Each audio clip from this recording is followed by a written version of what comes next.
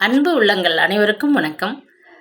நம்ம சப்ஸ்கிரைபர் ரொம்ப நாளாக கேட்டிருந்தாங்க, மங்களாவின் கணவன் போட சொல்லி. அவர்களுக்காக பகல் உணவு நேரம். பிரசாத் அண்ட் சன்ஸ் நிறுவனத்தின் அலுவலக சாப்பாட்டறையில் வழக்கம் போல் கூட்டம். பேச்சும் சிரிப்புமாக வெளிப்பட்ட சப்த அலைகள் மங்களத்தின் தலையை பிளந்தது. ஏற்கனவே அவளுக்கு காலையிலிருந்து தலைவலி, வீட்டு வேலைகளினால் ஏற்பட்ட அயற்சி, உடல் வேறு புண்ணாக நொந்து கொண்டிருந்தது. 10 நாள் லீவுக்கு பின் அலுவலகத்தில் தனது ஆசனத்தில் வந்து காலையில் உட்கார்ந்தபோது மேஜையை பார்த்து ஒரு கணம் திடுக்கிட்டே போய்விட்டாள். அவள் கவனிக்க வேண்டிய அனைத்தையும் தலைமை கணக்கர் பதஞ்சலி அவள் மேஜை மீது அடுக்கி வைத்திருந்தார். வருஷம் முழுவதும் உழைத்ததின் ஊதியம்தானே அந்த விடுப்பு நாட்கள். அவள் அலுவலகத்தில் இல்லாத நாட்களில் ஏற்பட்ட வேலைகளையெல்லாம் திரும்பி வந்ததும் ஒட்டு மொத்தமாக அன்று கவனிக்க வேண்டுமா? இது என்ன நியாயம்? ஏன் ஐயா இப்படி வயிற்றெரிச்சலை கொட்டிக் கொள்கிறீங்க? சந்தன பொட்டு மீது குங்கும பொட்டு மின்ன காவி பற்களை காட்டி குழைந்து சிரிக்கும் அந்த தலைமை கணக்கர் பதஞ்சலி மீது சுள்ளென்று எரிந்து விழ வேண்டும் என்றுதான் அவளுக்கு எடுத்த எடுப்பிலேயே ஆத்திரம் பற்றி கொண்டு வந்தது. ஏற்கனவே அவளுக்கு அந்த அலுவலகத்தில் பல பட்டங்கள். சண்டைக்காரி, சிடுமுஞ்சி. ஐயோ, அவள்கிட்ட மனிதன் பேசுவானா? ஆள்குள்ளியா, பலாக்கா முரடு இத்தியாதிகள். 10 நாள் லீவுக்கு பின் அலுவலகத்துக்கு வந்ததும் கணக்கர் பதஞ்சலியுடன் மோதல் ஏன்? அவர் போக்கில் போகட்டும் என்று எண்ணியபடி வேலையை துவங்க ஃபைல்கள் பக்கம் திரும்பிய போது அடுத்த தரப்பிலிருந்து கணக்கர் பேசியது கண்ணீர் என்று அவள் காதுகளில் விழுந்தது. பதிலளித்துவிட்டு மெல்ல சிரித்த பெண் குரலை கேட்டு அவள் நெஞ்சி படபடவென்று அடித்து கொண்டது. குப்பென்று புரண்டெழுந்த கோப உணர்வு மார்பை அடைக்க கண் இமைகளை நீர் சுட கீழுதட்டை கடித்த வண்ணம் ஒரு கணம் வேலை செய்ய தோன்றாதவளாக இருந்தாள். மங்களம் என்று அவளுக்கு அவளது பெற்றோர் அவளது பாட்டியின் பெயரை வைத்து விட்டிருந்தனர். பாட்டி மங்களம் 80 வயது வரை மஞ்சளும் குங்குமமாக சௌபாகியம் நிறைந்தவளாக, பழுத்த சுமங்கலியாக, நிறைவான வாழ்க்கையில் திளைத்த மகிழ்ந்த திருப்தியுடன் ஒரு தலைவலி காய்ச்சல் என்று சொல்லாது ஆரோக்கியமாக வாழ்ந்துவிட்டு பக்கத்து தெருவில் நடந்த கதா காலட்சேபத்தில் இராமாயணத்தை முழுவதும் கேட்டுவிட்டு பட்டாபிஷேக வைபவத்தில் கலந்து கொண்டு விட்டு வந்து வீட்டில் படுத்தவள் அப்படியே வைகுண்ட பதவியை எய்திவிட்டாள். ஆனால் பேத்தி பெயர்தான் மங்களம் என்ற நிலை. சாப்பாட்டறையின் வாயிலில் வந்து எட்டி பார்த்தாள். பெண்களுக்கென்று அந்த பெரிய அறை ஒரு சிறு தடுப்பினால் 2ஆக பிரிக்கப்பட்டிருந்தது. மேஜையின் மீது டிஃபன் பொட்டலத்தை பிரித்து வைத்துக்கொண்டு பக்கத்தில் இருந்த மற்றொரு பெண்ணுடன் பேசி சிரித்து கொண்டிருந்தாள் மாலினி. புதிதாக வேலைக்கு வந்திருந்த டைபிஸ்ட் அவள். 1 மாதம் கூட முழுசாக ஓடவில்லை. அதற்குள் அவளுக்கு அலுவலகத்திலே தெரியாதவர்கள் யாருமே கிடையாது. கண்களால் சிரித்து கலகலவென்று பேசுகின்ற அவளை பார்த்து பல்லை காட்டி பதில் பேசாத ஆளே அந்த அலுவலகத்தில் இல்லை என்ற நிலைமை உருவாகிவிட்டிருந்தது. தலைமை கணக்கர் பதஞ்சலிக்கு பெண் ஊழியர்களிடம் அதிகப்படியாக பேசுவது ஒரு இனிமையான பொழுதுபோக்கு. நரைத்த கிராப்ப முடியும் அவர் வயதும் அவருக்கு அளித்திருந்த தனிப்பட்ட உரிமை இது என்ற எண்ணம். நாகரத்னம், என்ன இன்னைக்கு ரொம்ப குஷியாக இருக்கியே? சங்கதியை நான் தெரிஞ்சுக்க கூடாதா? சவிதா, உன் அண்ணா அமெரிக்காவிலிருந்து வரப்போவதாக சொன்னியே, வந்து விட்டாரா? அது என்ன, அண்ணா வாங்கிட்டு வந்த ஃபாரின் வாட்சா? காட்டு பார்க்கலாம். அட, இதென்ன கை மேலே சின்ன காயம்? நீ சமைச்சதுன்னு அடையாளமோ? ஷீலாவை எங்கே காணும்? அவள் பாட்டியை ஆஸ்பத்திரியில் அனுமதிச்சிருக்காங்களாம். பாவம், அந்த அம்மா உடம்பு இப்போ எப்படி இருக்கோ? சோச்சோ. ஹலோ மேரி, உன்னை பஸ் நிலையத்தில் உன் பியான்சி வில்லியத்தோட நேத்தி சாயங்காலம் பார்த்தேனே. நீ எங்கே என்ன பார்க்க போற? உன் நினைவு எல்லாம் வேற லோகத்தில் இருந்ததே. ஓஹோ ஹோ என்று பலத்த சிரிப்பு. அலுவலகத்தில் இருந்த பெண் டைபிஸ்டுகள், கணக்கர்கள், ரிசப்ஷனிஸ்ட், டெலிஃபோன் ஆபரேட்டர், அத்தனை பெண் ஊழியர்களையும் ஒருமையிலே அழைக்கும் துணிவும் அவர்களது சொந்த விஷயத்தில் தலையிட்டு தூண்டி துருவி கேட்கும் ஆதங்கமும் அவருக்கு உண்டு. நான் மங்களா மட்டும் அதற்கு விதிவிலக்கு. அவன் அங்கு வேலைக்கு வந்த புதிதில், மங்களா, நீ அண்ணா நகர்லேருந்து தானே வர? கௌசிகா கெமிக்கல்ஸில் தானே உன் அண்ணா வேலை பார்க்கிறார். நட்புரிமை பாராட்டி அவர் கேட்டபோது அவள் கோபத்துடன் வெடித்து விட்டாள். Miss மங்களான்னு கூப்பிடுங்கோ sir. ஒருமையிலே என்கிட்ட யாரும் பேசுறத நான் விரும்பலை. இங்கே வீட்டு வம்புகளை பரிமாற வரவில்லை, வேலை பார்க்க வந்திருக்கிறேன். தாழம்பு நிறத்தில் ஒடிய உயரமாக பளபளத்த கண்களோடு வந்து ஆசனத்தில் உட்கார்ந்த அந்த அழகான மங்களாவிடம் கொஞ்சம் பேச வேண்டும் என்று ஆசை அவரது பிடரியை பிடித்து உந்தியது. உண்மை. அந்த ஃபைலை அவசரமாக திறந்து அவளது விண்ணப்பத்தாளில் கண்ட முகவரி இத்தியாதிகளை கவனம் செய்து கொண்ட பின்னர்தான் பேச்சை துவக்கினார். தங்கமாக மென்னிய முகம் குங்குமமாக மாறி கண்களில் நெருப்பு கொட்டியதைக் கண்டு ஆள் அயர்ந்துதான் போய்விட்டார். ஆனாலும் ஒரு பெண்ணுக்கு இப்படியா கோபம் வரும்? பத்ரகாளி போல சேச்ச அதிர்வேட்டாக அவள் வெடித்ததை கேட்டு அவர் அதிர்ந்து போய்விட்டார். அதனாலும் என்னவோ அவர் வேண்டுமென்று மேனேஜர் பார்க்க வேண்டிய ஃபைல்கள், மற்றவர்கள் கவனிப்பில் வைக்க வேண்டிய வேலை எல்லாவற்றையும் அவள் மேஜை மீது குவித்து வைத்து பழி தீர்த்துக் கொள்வது வழக்கமாகிவிட்டது. இரண்டொரு தடவை அதை பற்றி அவள் சண்டை போட்டாள். என்னம்மா இப்படி வேலைக்கு கணக்கு பார்க்குற? நான் பார்க்கறதில்லை. மகராஜன் கை நிறைய சம்பளம் கொடுக்குறான், உழைச்சிட்டு போவோமே. இந்த சரீரத்தை நிறுத்து வச்சு கணக்கு பார்த்தா சுட போறா என்று வேதாந்த விசாரணையில் இறங்கி விடுவார். கடைக்கண்ணால் அவள் மேனியை தழுவி நிற்கும் உள்ளி உள்ளி அல்லது அமெரிக்கன் ஜார்ஜெட் தலையில் சூடியிருக்கும் மல்லிகை பூச்சரம் இவைகளை நோட்டம் விடுவார். அவரது உதடுகளில் தெரியும் ஏளன புன்னகையின் பொருளை அவள் புரிந்து கொண்டு விடுவாள். பெயரைச் சொன்னாலே துரதிருஷ்டம் துரத்தி கொண்டு வருகிறது. இந்த அலங்காரம் எல்லாம் யாருக்கு? சொல்லாமல் சொல்லும் அவர் பார்வை நெஞ்சில் நெருப்பு துண்டாக விழ அவள் துடித்து பொங்கி போவாள். ஊர்வம்பை சேகரிப்பது அவருக்கு இன்னொரு இனிய பொழுதுபோக்கு. எப்படியோ அவளை பற்றி அந்த துயர செய்திகளை தெரிந்து வைத்துக் கொண்டிருந்தார். அதோடு மட்டுமில்லாது அலுவலகத்திலிருந்த அத்தனை பேருக்கும் தெரிவித்து விட்டிருந்தார். அந்த புண்ணியம் அவருடையது. வயதாகியும் இப்படி விவேகம் இல்லாது ஏன் சிலர் இருக்கிறார்கள்? அவருக்கு இப்படி ஒரு பெண் இருந்திருந்தால்? பொங்கி வந்த துயரத்தையும் ஆத்திரத்தையும் விழுங்கிக் கொண்டு அவள் அந்த புதிய டைப்பிஸ்ட் மாலினியை பாராதவள் போல வேகமாக அறையை தாண்டி மாடிப்படிகளில் இறங்கி தோட்டத்திற்குள் புகுந்தாள். அந்த அலுவலகத்தின் கட்டிடம் அந்த பகுதியில் ஒரு பெரிய தோட்டத்திற்குள் அமைந்திருந்தது. பிரசாத் அண்ட் சன்ஸ் காசியிலிருந்து கன்னியாகுமரி வரை பிரசித்தி பெற்ற பலதரப்பட்ட வியாபார நிறுவனங்களை கொண்டதொரு பிரம்மாண்டமான ஸ்தாபனம். பெங்களூரில் விவசாய மீன்விசை சாதனங்கள் தயாரிக்கும் தொழிற்சாலை, ஆந்திர பிரதேசத்தில் உப்புக்களும் உரங்களும் தயாரிக்கும் தொழிற்சாலைகள், சென்னை, பம்பாய், பெங்களூரில் மொத்த வியாபார கிடங்குகள், பெங்களூர் தலைமை அலுவலகம், பம்பாய், சென்னையில் கிளை அலுவலகங்கள் என்று பரவி கிடந்த பிரபலமானதொரு அமைப்பு அது. நுங்கம்பாக்கத்திலே இருந்த பெரியதொரு பங்களாவை வாங்கி சீர்திருத்தி அகலமாக்கி விட்டிருந்தார் முதலாளி பிரசாத். 10 கிரவுண்டுக்குள் கட்டப்பட்ட கட்டிடம் அது. சுற்றிலும் ஏற்கனவே அழகானதொரு தோட்டம் இருந்தது. அதை அவர் அப்படியே விட்டு வைத்திருந்தார். அதனால்தானே என்னவோ அலுவலகத்திற்கு நுழையும் முன்பே இன்னும் கொஞ்சம் நேரத்தில் ஃபைல்களுடன் ஒரு கம்ப்யூட்டராக மாறி எந்திரமாகிவிடப் போகிறோம் என்ற நினைவே அவளுக்கு ஏற்பட்டதில்லை. கார் பாதையின் இருமருங்கிலும் அழகு செய்ய வண்ண மலர்களை விரித்து கொண்டு வரிசையாக நிற்கும் கானா வாழைகளையும், அதற்கு பின்னால் பரவி கிடக்கும் புல்வெளியையும், இங்கும் அங்கும் நிழல் கொடுக்க வளர்ந்து நிற்கும் செங்குன்றை மரங்களையும், பல வண்ண போகன்வில்லா வேலிகளையும் பார்த்தபடி எங்கேயோ ஒரு வீட்டிற்கு தேநீர் விருந்துக்கு போவது போன்ற ஒரு இனிய நினைப்புடன் தான் அவள் உள்ளே செல்வது வழக்கம். தன் வீட்டு சூழ்நிலையில் இல்லாத அமைதியை அவள் அலுவலகத்தில் தேடினாள். ஆனால் எங்கே? தலைமை கணக்கர் போன்று மனதை தைக்கும் முட்கள் சில இருக்கத்தான் செய்தன. சுற்றுச்சுவர் ஓரமாக வளர்ந்திருந்த செங்குன்றை மரத்தடியில் புல்தரை மீது வந்து உட்கார்ந்து கொண்டாள். அலுவலகத்திலிருந்து சிலர் வெளியே இருந்த ஓட்டலுக்கு சாப்பிட விரைந்து கொண்டிருந்தனர். ஆபீஸ் பையன்கள் இருவர் யாருக்கோ காஃபி வாங்கி வர பிளாஸ்குடன் ஓடிக்கொண்டிருந்தனர். அவள் யாரையும் பார்க்க விரும்பவில்லை. தனிமையை நாடித்தான் அங்கே வந்திருந்தாள். கையோடு கொண்டு வந்த அந்த பிளாஸ்டிக் பையை திறந்தாள். பெங்களூருக்கு ஒரு சமயம் அவள் போனபோது ஒரு கடையில் வாங்கிய பை அது. குழாய் வடிவில் அழுத்தமான பிளாஸ்டிக்கில் ஆனது. தண்ணீர் பாட்டில், காஃபி பிளாஸ்க், சின்ன டிஃபன் சம்படம் மூன்றையும் அடக்கமாக வைத்து கையில் தூக்கி கொண்டு பஸ்ஸில் பயணப்பட சுலபமாக இருந்தது. டிஃபன் சம்படத்தை திறந்தாள்.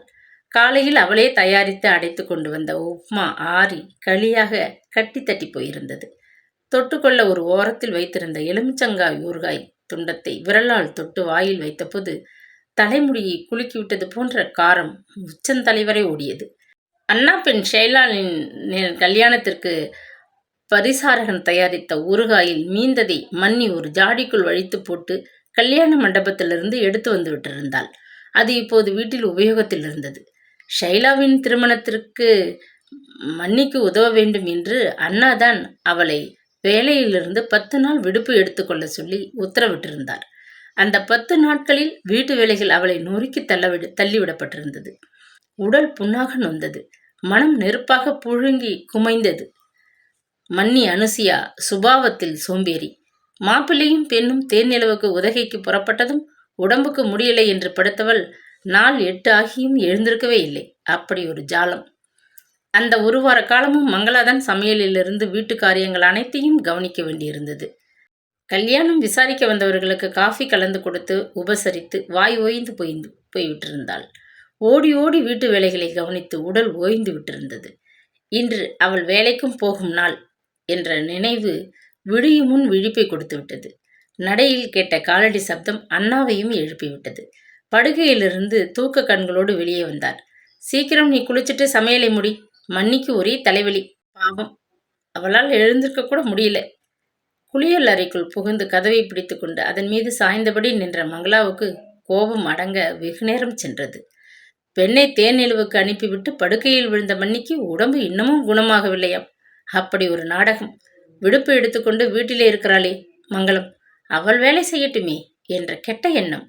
ஓடி ஓடி வேலை செய்து தங்கையும் ஓய்ந்திருப்பாளே என்று அண்ணாவுக்கு கொஞ்சமும் தோன்றவே இல்லை. மனைவிதான் அவருக்கு.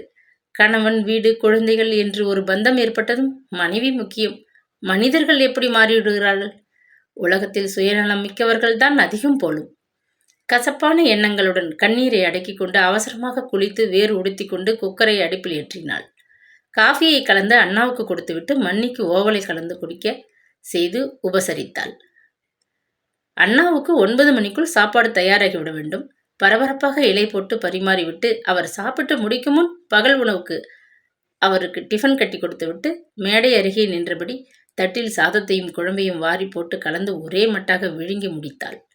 தோளில் தொங்குபை, கை இடுக்கில் குடை, வலது கையில் டிஃபன் பை என்ற கோலத்தில் ஓட்டமும் நடையுமாக ஓடி பஸ்ஸை பிடித்து நிலையத்தில் இறங்கி வேகமாக நடந்து நெஞ்சு வெடிக்க மாடிப்படிகளில் தாவி ஏறி தன் மேஜைக்கு பின்னால் வந்து அமர்வதற்குள் அவளுக்கு மூச்சு திணறியது. போராக பிரமிக்க வைத்த கோப்புகளில் ஒன்றை எடுக்க திரும்பிய போதுதான் பதஞ்சலி புது டைபிஸ்ட் மாலினியிடம் உறக்க பேசி கொண்டிருந்தார். இன்னைக்குத்தான் மங்களா வேலைக்கு வந்திருக்கா. வீட்டில் நிம்மதியா 10 நாள் ஹாயா இருந்துட்டு வரா. அவளே செய்யட்டும், நீ கவலைப்படாதே. உதவி அக்கவுண்டன்ட் மிஸ்டர் குப்புசாமி சாரின் ஃபைல்களை கூட அந்த மேஜை மேலேயே வச்சிருக்கீங்களே. குப்புசாமி லீவில் போயிருக்கான். அவன் மச்சினி குழந்தைக்கு ஆண்டு நிறைவு. குருவாயூர் வரை போயிருக்கான். பாவம், சுவாமி தரிசனம் பண்ணி கொண்டு வர 2 நாள் ஆகும். இவ தான் கல்யாண சாப்பாடு சாப்பிட்டுட்டு திம்முன்னு வந்திருக்காளே. செய்யட்டுமே, விடு. மங்களத்துக்கு கல்யாணமா சார்? பதஞ்சலி இடி இடி என்று சிரித்தார். அண்ணா பெண்ணுக்கு கல்யாணம், மங்களத்துக்கு கல்யாணம்னு உறக்க சொல்லிடாதே. ஏன் சார், அவளுக்கு அப்படி ஒன்றும் வயசாயிடலையே. என்கிட்ட கேள் சொல்றேன். அவளுக்கு 28 வயசாகிறது. 2 தடவை கல்யாணம் நிச்சயமாகி நின்று போச்சா? அடப்பாவமே. இவளுக்கு அனுதாபப்படாதே. செத்து தொலைஞ்சான்களே, அவன்களை பற்றி அனுதாபப்படு. கல்யாணம் நிச்சயமாகி நடக்கிறதுக்கு 2 நாள் முன்னால் முதல் மாப்பிள்ளை திடீர்னு வயிற்று வலி வந்து ஆஸ்பத்திரி ஆபரேஷன் மேஜையில் ஆல் க்ளோஸ். 2வது தடவை நிச்சயிக்கப்பட்ட மாப்பிள்ளை பரதேச கோலத்தின் போது மாரடைப்பில் பரலோகம் போயிட்டான். இப்போ மங்களாவை பார்த்து எந்த ஆம்பளையாவது சிரித்தால் கூட போதும், ஆபீஸ் நிலைப்படியில் தலையை இடிச்சுண்டு காயப்படுத்தி கொண்டு விடுவான்கள். அப்படி அவளுக்கு ஒரு தரித்திர ஜாதகம். வேறு ஏதாவது பேசு. அவளை பற்றி பேசினா எனக்கு ஏதாவது ஆபத்து வந்துவிடும். பிள்ளைக்குட்டிக்காரன் நான், பத்திரமா வீடு போய் சேரணும். அவரது சிரிப்பு தன் மீது நெருப்பாக எரிவதை உணர்ந்தாள். இன்னமும் அது எரிந்து கொண்டே இருப்பது போன்றது ஒரு திகைப்பு. இப்போது அப்பா மட்டும் உயிருடன் இருந்தால் அவளுக்கு இப்படி ஒரு அவல நிலை ஏற்பட்டிருக்குமா? துணிவும் சாமர்த்தியும் நிறைந்த மங்களா திடீரென்று கோழையாகி யாரும் காணாதபடி அந்த மரத்தடியில் கட்டுப்படுத்த முடியாத கண்ணீரை கன்னங்களில் ஓடவிட்டு விசும்பி அழுதாள். திடீரென்று அவளுக்கு வேலையின் நினைப்பு வந்தது. மேஜை இன்னமும் குறையாது பயமுறுத்தி கொண்டு அடுக்காக நிறைய ஃபைல்களை நிறைத்து கொண்டதும் விருக்கென்று எழுந்து விட்டாள். காஃபியை ஒரே வாயாக விழுங்கினாள். தண்ணீர் பாட்டிலை திறந்து வேகமாக கையை கழுவி கொண்டாள். பிளாஸ்டிக் பைக்குள் எல்லாவற்றையும் போட்டுக்கொண்டு ஆபீஸிற்கு கிளம்பினாள். அவள் ஆசனத்தில் உட்கார்ந்தபோது அலுவலகம் துவங்க இன்னமும் 1/2 மணி நேரம் இருப்பதை கவனித்தாள். ஒரு வினாடியை கூட நிர்வாகத்திற்கு வீணாக வழங்கிவிட விரும்பாத மற்ற ஊழியர்கள் எல்லோரும் இந்த இடைவேளையை தமக்கே பயன்படுத்தி கொள்ள வெளியே போயிருந்தனர். அவளை தவிர அங்கு யாருமே இருக்கவில்லை. அதிகப்படியாக குவிந்து கிடந்த ஃபைல்களை ஆராய்ந்து அன்று மாலையே எல்லாவற்றையும் முடித்துவிட வேண்டும் என்ற ஆதங்கம் அவளுக்கு. அடுக்கு மேலே இருந்த ஃபைல் ஒன்றை இழுத்து வைத்து கொண்டு வேகமாக புரட்டத் தொடங்கினாள். பதஞ்சலியின் மேஜை மீது இருந்த தொலைபேசி கிணுகிணுத்தது. எழுந்து சென்று அதை எடுத்தாள். ஹலோ மங்களாவா? அந்த தொணத்தன பதஞ்சலி வெளியே அரட்டையடிக்க போயிருக்கும். மங்களா உண்மையாக உழைப்பவள் என்ற சான்றிதழ் வாங்க. பாவம், சாப்பாட்டு நேரத்தில் கூட ஆபீஸில் தான் உட்கார்ந்திருப்பான்னு தெரிஞ்சுதான் கூப்பிடுறேன். கலகலவென்று மறுபக்கத்தில் தோழி லதா சிரித்தாள். விஷயத்துக்கு வா. எதுக்காக கம்பெனி போனை அனாவசியமாக சிநேகிதர்களை கூப்பிட உபயோகிக்கிறேன்னு நான் திரும்பி கேட்கட்டுமா? மங்களாவின் குரல் உற்சாகமாக ஒலித்தது.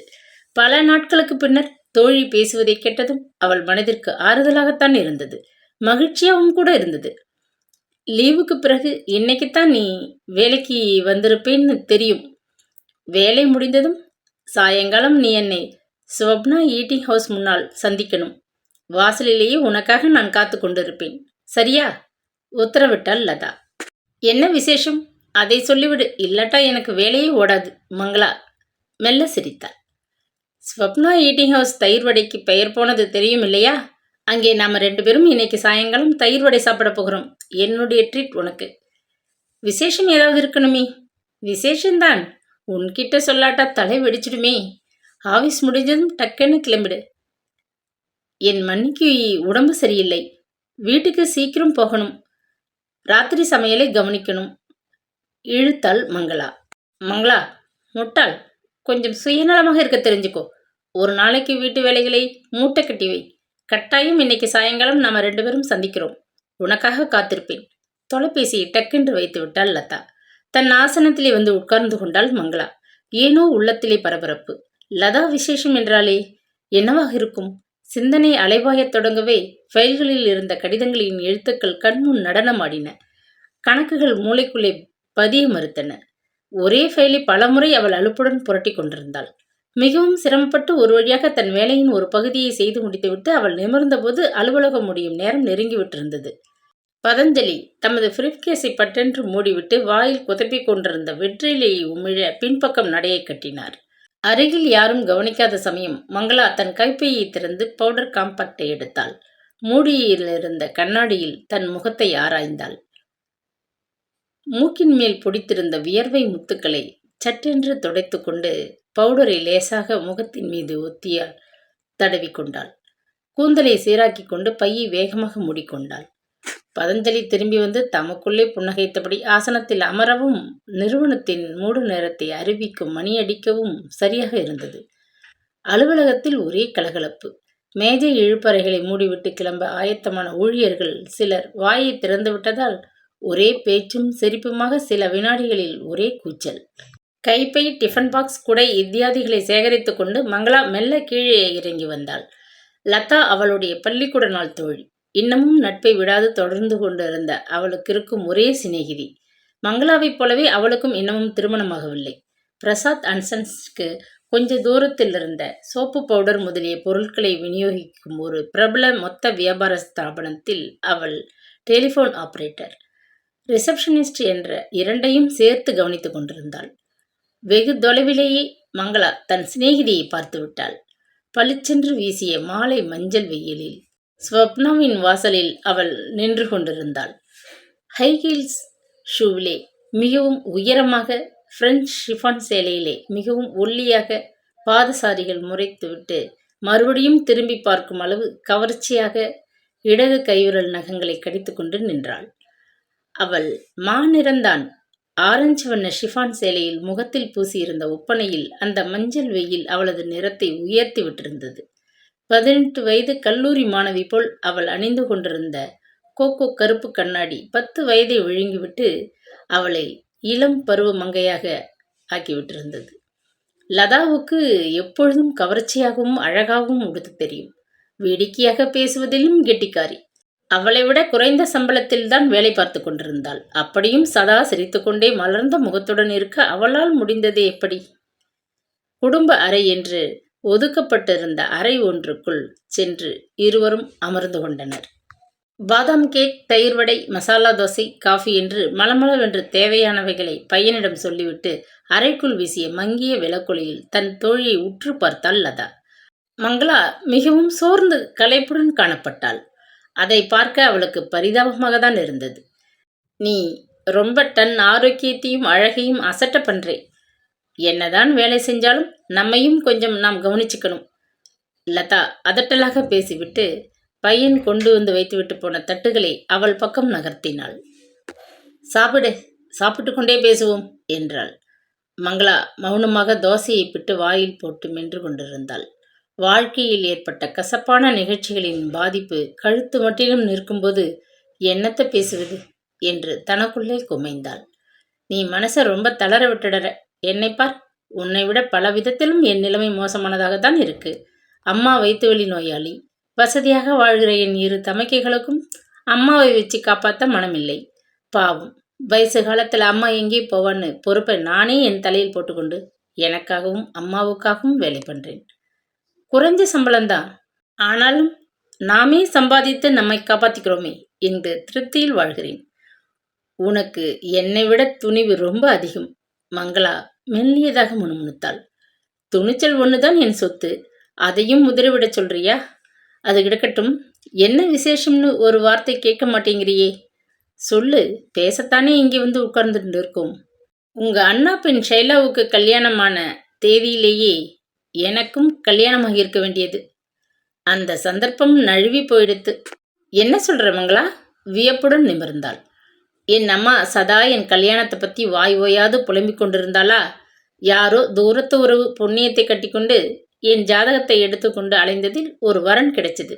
இது எத்தனாவது வரன் கேட்காதே. அம்மா என் 15வது வயதிலிருந்து வரன் வேட்டையில் இறங்கியிருக்கா. வருஷத்துக்கு 4 இடமாவது வரும். நீயே கணக்கு போட்டுக்கோ. இந்த வரன் ஏன் நழுவி போச்சு? அது நழுவலை, நான் தான் நழுவ விட்டேன். பையன் பிகாம், தனியார் பேங்க் ஒன்றில் கணக்கரா வேலை பார்க்கிறான். பார்க்க சுமார்தான், ஏறக்குறைய என் சம்பளம் வாங்குகிறவன். அம்மா புலம்பராளேன்னு ஒப்புக்கொண்டேன். ஜாதகத்தில் நம்பிக்கை இல்லை, நாங்க பார்க்கறதில்லை என்று சொல்லிக்கொண்டு பிள்ளை வீட்டவர்கள் வந்தார்கள். பஜ்ஜி சொஜ்ஜி சாப்பிட்டார்கள். சர்க்கரை கிடைக்கும் கஷ்டத்தில் இது தேவைதானான்னு கூட என் மனது எண்ணியது. அம்மாவுக்காக தொலையட்டும்னு விட்டு கொடுத்தேன். பையன் என்னோட தனியா பேசணும்னா தோட்டத்தில் வேப்ப மரத்தடியிலே 2 நாற்காலியை கொண்டு போட்டேன். எத்தனை வருஷமா வேலை செய்கிறேன்னு எடுத்த எடுப்பிலேயே கேட்டுவிட்டான். 6 வருஷமா செய்கிறேன். நீங்கள் எத்தனை வருஷமா செய்கிறீர்கள்னு நானும் பதிலுக்கு கேட்டேன். விடுவேனா? 4 வருஷமா தான் வேலை பார்க்குறேன்னு அடிக்குரலில் முனகினான். வேலை கிடைக்காது திண்டாடினேன்னு சொல்ல வெட்கமா இருந்திருக்க வேண்டும். இதுவரை நீ எத்தனை சேர்த்து வச்சிருக்க? அவனது 2வது கேள்வி எனக்கு ஆத்திரத்தை மூட்டியது. நீங்க எத்தனை சேர்த்து வச்சிருக்கீங்க? நானும் விடலை, கேட்டு விட்டேன். எங்கள் குடும்பம் பெருசு, சேர்த்து வைக்க முடியலை. எனக்கு 3 சகோதரிகள் கல்யாணத்துக்கு இருக்கிறார்கள். அதனால்தான் வேலை செய்கிற பெண்ணாக நான் பார்த்து கொண்டிருந்தேன். என் சகோதரிகளின் கல்யாணத்திற்கு எனக்கு வரப்போகும் மனைவி உதவணும்னு நான் எதிர்பார்க்கிறேன் என்றான். அப்போ உங்கள் தங்கைகளுக்கு கல்யாணமானால் போலதான். நான் மனசுக்குள்ளேயே சிரித்து கொண்டேன். ஆனால் தலையை மட்டும் ஆமோதிக்கிறாப்போல பலமாக ஆட்டினேன். பிறகு எழுந்துட்டேன். பையனுக்கு என்னை பிடிச்சிருக்கு. கல்யாணத்தை வருகிற மாதம் முதல் முகூர்த்தத்தில் வைத்துக் கொள்ளலாம் என்று ஒரு கடிதம் போட்டிருந்தார். அப்புறம் என்ன? உங்களை போன்ற நல்ல இடத்து சம்பந்தம் எங்களுக்கு கொடுத்து வைக்கவில்லை என்று வருந்துகிறேன். ஜாதகம் பொருந்தவில்லை. எங்களுக்கு ஜாதகத்தில் அபார நம்பிக்கை அப்படின்னு அம்மா எழுதுகிறா போல ஒரு கார்டை எழுதி அவங்களுக்கு அனுப்பிவிட்டேன். 2 வரியில் ஒரு கார்டு மூலம் அந்த வரனை நான் தட்டி கழித்து விட்டேன்.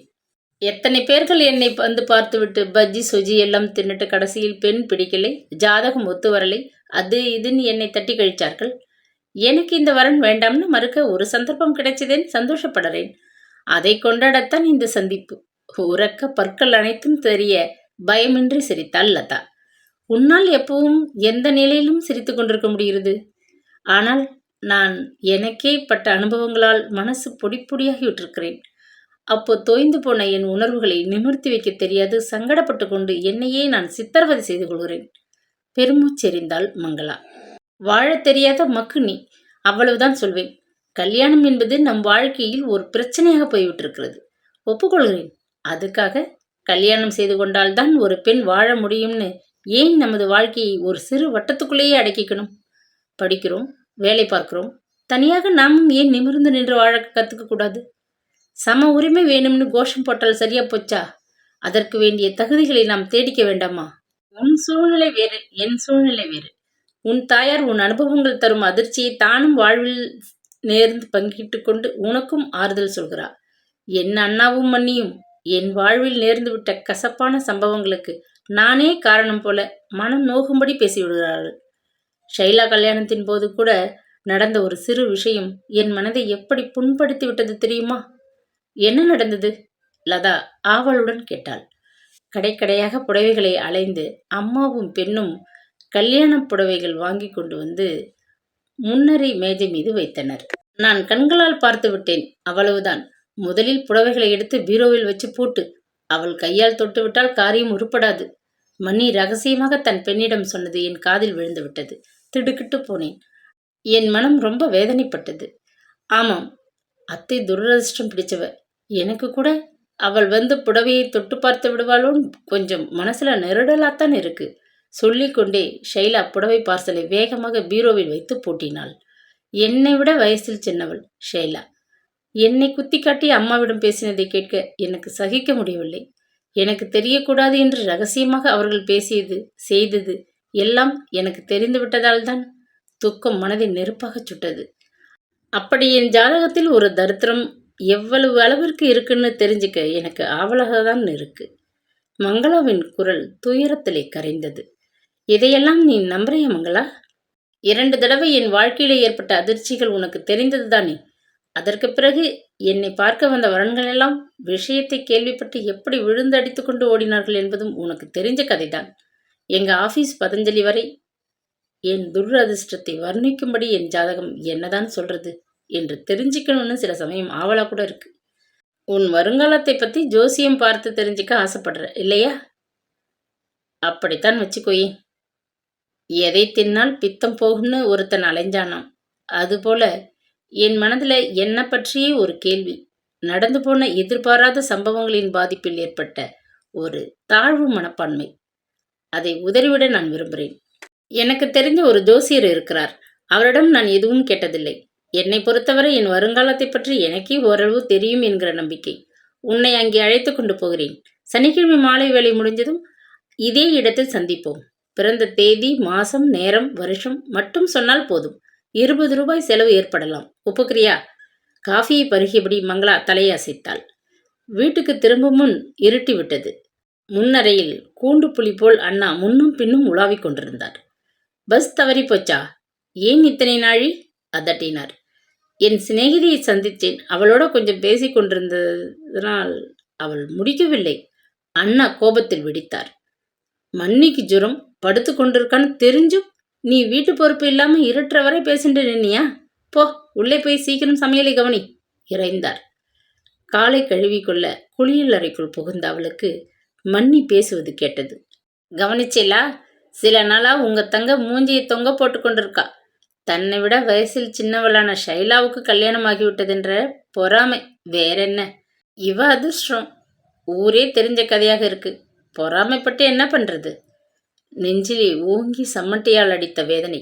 குளியலறை கதவை பிடித்து கொண்டு அழமாட்டாத துயரம் நெஞ்சை குலுக்க மங்களா தன் உணர்வை சமாளிக்க முயன்றாள். எல்லோரும் அவளை ஏன் இப்படி சொல்லால் அடித்து வதை செய்கிறார்கள்? ஏன் மங்களா? பௌர்ணமிக்கு அடுத்த நாள் வட்ட நிலா பஞ்சு படலமாக மறைந்து கொண்டிருந்த மேகத்திரையில் என்று வெளிப்பட்டு பளிச்சென்று காய்ந்து கொண்டிருந்தது. களைப்புடன் தன் அறைக்குள் வந்து கதவை சாத்தி கொண்டாள். படுக்கை விரிப்பின் மேல் முத்தொளி கோலமிட்ட நிலவை ஜன்னல் வழியே வேடிக்கை பார்த்தாள். அடுத்த வீட்டு மாடி அறையில் விளக்கு எரிந்து கொண்டிருந்தது. அவர்கள் வீட்டு பிள்ளை கல்லூரி மாணவன், பரீட்சைக்கு படிக்கிறவன். மேஜை மீதிருந்த டேப் ரிக்கார்டரை ஓட விட்டிருந்தான். புத்தகத்தின் ஏடுகளை புரட்டி கொண்டு இடையே தாளம் போட்டு தலையசைத்தபடி அவன் பரீட்சைக்கு படித்து கொண்டிருந்தான். படிக்கும்போது அவனுக்கு பாப் சங்கீதத்தை கேட்டாக வேண்டும். அப்படி ஒரு பழக்கம். சாதாரணமாக அந்த குடியிருப்பு பகுதி இரவின் அந்த வேளையில் அமைதியில் மூழ்கி விட்டிருக்கும். ஆனால் அன்று பக்கத்து வீட்டு பிள்ளைக்கு படிப்பு மண்டையில் ஏறவில்லை போலும். டேப் ரிக்கார்டரின் ஒளியை லேசாக உயர்த்தி விட்டிருந்தான். கல்யாணத்திற்கு என்று அவளுக்கு அப்பா இருந்த காலத்தில் வாய்ப்பட்டு சொல்லி வைக்கப்பட்டிருந்தது. அது இப்போது குளியல் அறையில் ஒண்டி கொண்டு விட்டது. தோழி லதா தான் அவளுக்கு பாப் சங்கீதத்தை ரசிக்க சொல்லிக் கொடுத்தவள். லதாவுக்கு கர்நாடக சங்கீதம், மெல்லிசை, பாப் மியூசிக் என்று அத்தனை மீதிலும் பற்றுதல். அந்தந்த பகுதியில் யார் யார் பிரபலமானவர்கள், எந்தெந்த பாட்டு எங்கே எப்போது பாடப்பட்டது என்றவரை அத்துப்படி. Tom Jones, Charles Aznavour, Andy Williams, Anand Shankar என்ற பெயர்களெல்லாம் அவள் மூலம்தான் மங்களாவுக்கு அறிமுகம்.